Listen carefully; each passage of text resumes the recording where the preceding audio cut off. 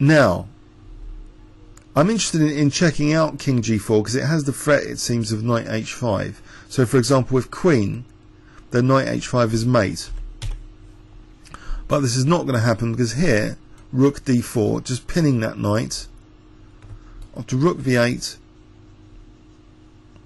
In fact, this would be a disaster for white because knight d3 winning that knight. So this is why this is just too slow. Rook e8. It seems b2. White cannot possibly play king g4 here. This is what I was thinking, you know, when I was watching the live relay. But actually here, white might have a draw anyway with rook b8. So say rook d2. Now, king h4 has the threat of knight h5 and rook h8 mating, in fact. So black has to be very careful. Let me just demonstrate that. Say a5, then check, then rook h8 is mate. So again, though, there's the nasty pinning move here. Instead of the silly a5, there's rook d4 and say king g3, king h6 here. Check. Maybe white has potential just to repeat the position here. Okay, because there's this constant threat of knight h6. Say a5 again. Actually here, not knight h5. Well, knight e6, although tempting, that seems to lose. Okay, knight h5. In here, g7. This might actually be winning for white. So black has to be very careful. There's a lot of tricks here. But in the game, Anand didn't take the plunge either, you know, with rook e8 in this position. He actually played the move rook c3. And I thought this was kind of beautiful because it is allowing the pawn promotion, you know, with b2, b1. But Topalov's not going in for that. He played rook d4. But first, before looking at rook d4, let's look at b2 and see the beauty of it. Rook takes c5, queen. But now they'll be following check, and look at this. The rook and knight coordinate beautifully with this pawn to provide a mating net. So this is some of the beauty behind the surface of the game. So rook c3. What does Topalov do here? Does he panic? No, he plays rook d4, hitting the knight on f4. And now actually, if white wanted to force a draw, he could actually get a pretty stalemate possibility with knight e6 check, and after takes give up the rook, because he would have a stalemate. If the rook's not taken, then perpetual checks. But here, look, stalemate, draw. There's no move for white. No move at all, so that would be a self-stalemate. Okay, so rook d4, rook takes c5 happened.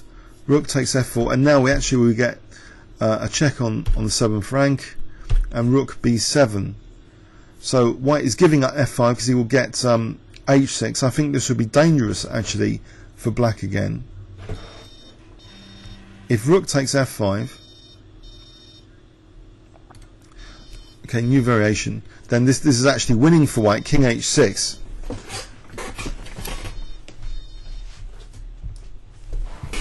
Okay, so king h6 here, and this would be the end of black, because this pawn is just far too dangerous.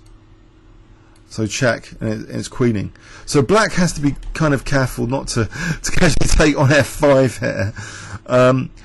Topalov in fact plays the move rook f3. So not only defending his b pawn, but if king h6, he's got rook h3 check to evict that king. After check, king g7. I think a draw was agreed here actually. Okay, so let's because white has just perpetual if he wants it now, and in this position I don't think g7, maybe king h7 here.